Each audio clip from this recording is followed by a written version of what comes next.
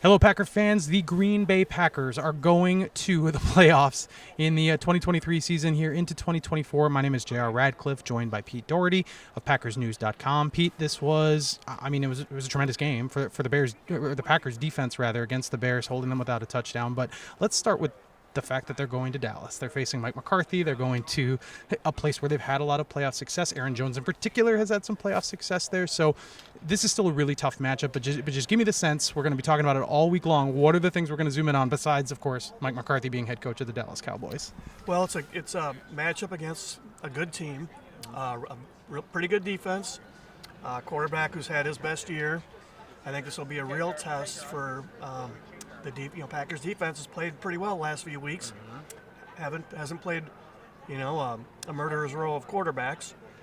So this will be the toughest test of it all. I mean, they're going to be an underdog. I don't know by how many points. But I mean, the one kind of my overarching feeling is, back in October, I was thinking, I can't speak for anybody else, but I'm thinking, a good season would be 6 or 7 wins, and Jordan Love by the end of the year looking like there's a lot of promise there. And they've blown past all that stuff. He's done better than Aaron Rodgers did his first year as a starter. For sure. Doesn't mean he'll be as good or better, but that is a fact. He has played better and won more games than Rodgers did in 2008 in his first year as a starter. You're talking about Dak Prescott, the Cowboys quarterback, leads the league in touchdown passes, and Jordan Love is right there. He's right there in second. A crazy development. So again, we'll talk about the defense in a second, but he again made a couple just tremendous throws in this game. One that was dropped in the end zone by Bo Melton. That was unbelievable. His first touchdown to Dontavian Wicks. I mean, this is a recurring theme now. He's very comfortable. I mean, do you think he can win in the playoffs? I've got to think at this point he's comfortable enough where that's not even going to faze him. Sure, and the one thing is, a bigger version of this is in 2010, the Packers win the Super Bowl, and they've got this roster where I think if you took their 8 or 10 best players, all of them were 28 or younger, except for one, Charles Woodson. And it was like, man, there's going to be multiple Super Bowls here. Didn't happen. No. You get these chances, give it a shot. With the way this offense is playing, with the talent they're showing, you never know. And they could win shutouts. Now, what are shootouts? Now, the chances of them getting the Super Bowl are still, I mean, they're infinitesimals overstating it, but they're small. Yeah. Who knows? They could go down to Dallas, play a great game, and then, who knows what happens after that. But just even getting a playoff game with all these young guys is going to be a great experience for this team. They've already had 2 kind of playoff games already. Now they got a real one. They get another week of practice. That's not something to be trifled with. I mean, that's extra work for everybody. So this was a really good development for them, and they're ahead of their rebuild schedule, at least the one that I would have projected. Yeah.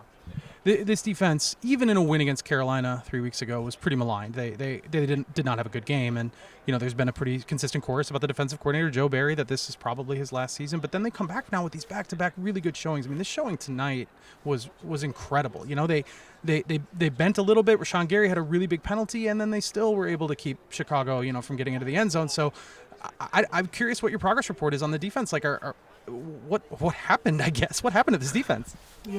It's a week-to-week league, and they kept Justin Fields has been playing pretty good football lately, last 6 weeks or so. They kept him in the pocket. He didn't beat him with their legs, which is how he beats you, or at least escaping to the side and then flipping his hips and throwing a dart downfield. Right, yeah. There was only one of those all game. So they played really well. I still find it really hard to think that anything like this is going to save Joe Barry's job. I just don't see that happening. I think they'd have to get to the Super Bowl for that to be a possibility.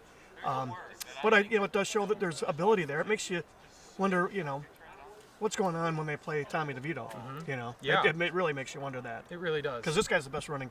This guy and Jackson are the best running quarterbacks in the league, and this guy absolutely did not beat him with his legs, and that's how he does it. Yeah. 5 different guys got to the quarterback tonight. Again, no sacks against Tommy DeVito. I don't understand what happened in that game. I'm sure they don't either. But wanted to talk about Aaron Jones a little bit. He's going home to Texas. It's not like he lives next to Dallas or anything, but he's had success there. Obviously, he's one of the few players on this team who has played under Mike McCarthy. So I'm sure there's going to be some meaningfulness there. 3 straight 100-yard rushing performances from him. I don't, like sometimes when we talk on the podcast, Ryan, your colleague Ryan Wood always talks about he's their most important player, and I don't know if I really believed that for a while. I feel like maybe I'm believing that now. As he's gone, they've been a different team. How do you feel about his place on this team right now? Yeah, and it's kind of been that way for most of his career here. And because he makes plays, he can turn a 2-yard run into a 7 or 8 yarder. He can turn a 7 or 8 yarder into a 30 yarder. And he changed the way. So besides the practical effect of moving the ball, he changed the way teams defend him. I was talking with Eric Bronchek, who I do film breakdown with, and we kind of concluded that if they're missing Christian Watson, that hurts. If they're missing Aaron Jones, that hurts. But as long as they have one of those two that has that extra little speed factor, they're okay. But I think they're more okay if they have Aaron Jones and not Watson than the other way around. Yeah. Let's go into the locker room and hear what some of the players said after this win that got them into the playoffs.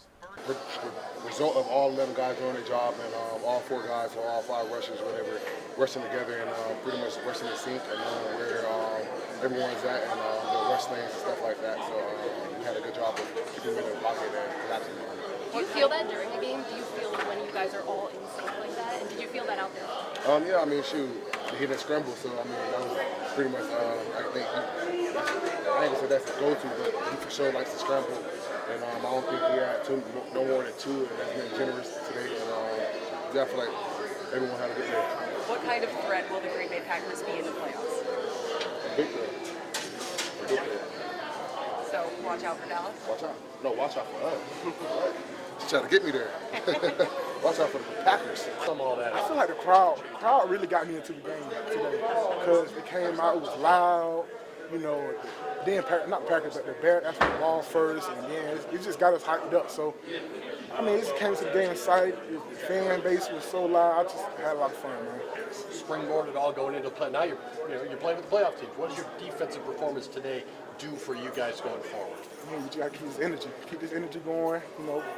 Keep stopping the run, keep making them one-dimensional, and just keep winning and let offense do the work.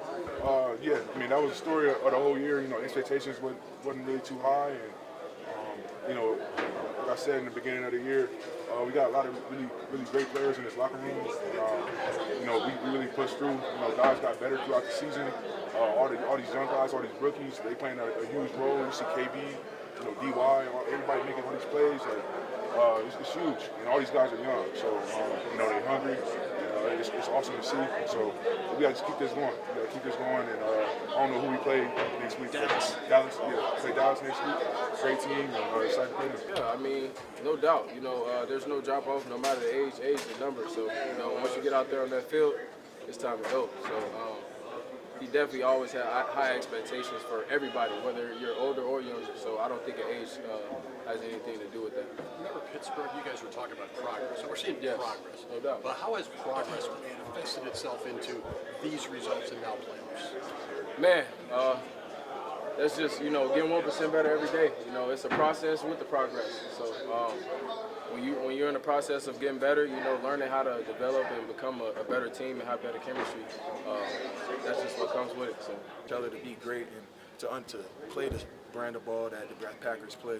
And I feel like throughout the weeks and just locked in and closing out all the noise and how we work Monday to Sunday, I seen it in everybody's eyes, so we just got to keep on being consistent. Did a belief have to take hold at some point along the way there?